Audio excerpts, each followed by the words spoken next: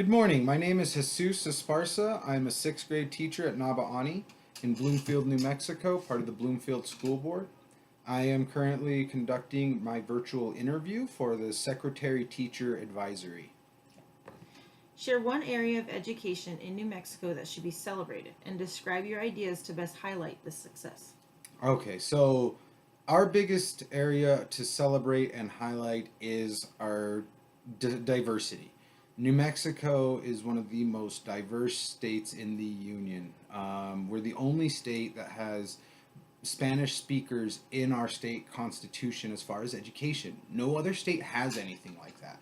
We have the first bilingual public school. As far as I know, Ortiz Middle School is the only one in the country that is a bilingual public school. And that's, I mean, so far ahead of its time.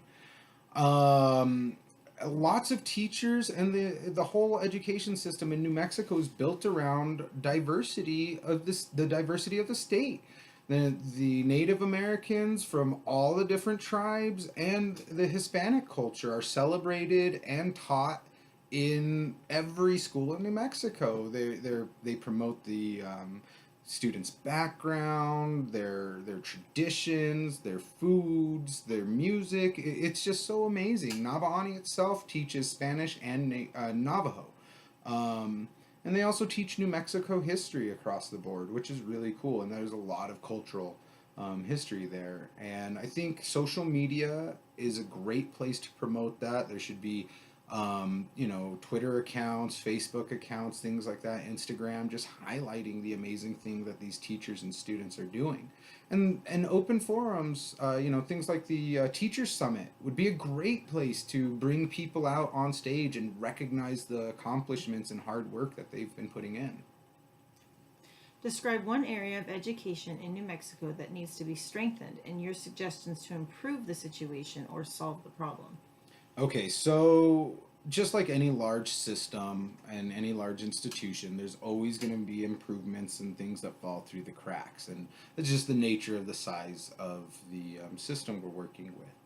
And I think we right now are facing a crisis with a lack of qualified and certified teachers. And I mean, we could go on for days and days about the ramifications, students losing over 2 years worth of, knowledge, classrooms disbanding and falling apart and all that.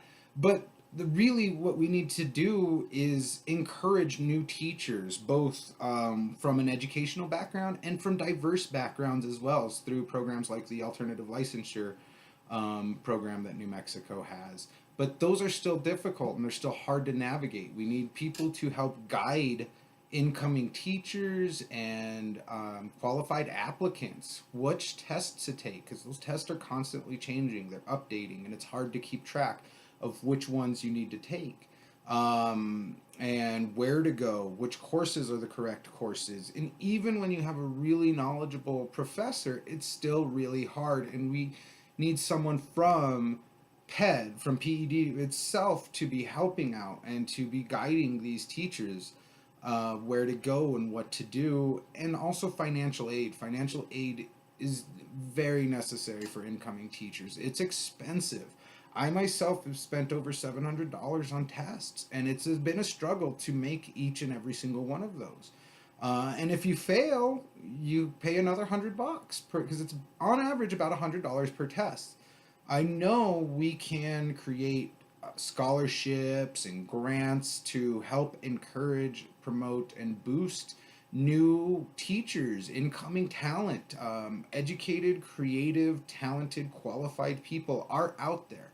They want these jobs. It's just really difficult to get them. List some of your strengths and how you would use your assets to contribute to the Secretary Teachers Advisory. I have a lot of diverse background in business, security, CPI, youth, at-risk youth, things like the Boys and Girls Club, and lots of different experience that would be great for being part of this. Being on the board of the Boys and Girls Club, I know policy, I know board work, I know all that whole process. But really, I am a student. I'm a product of public education in New Mexico. And I see a lot of the students struggling with the same struggles that I had. Even though things are different, at their core, not everything is. And I know that I can help create strategies and plans that will help encourage and fix, some of the challenges that we are facing in education, and help these students be college and career ready, because I wasn't. And that's why I became a teacher and why I've gotten into education. I was flat out not ready for college.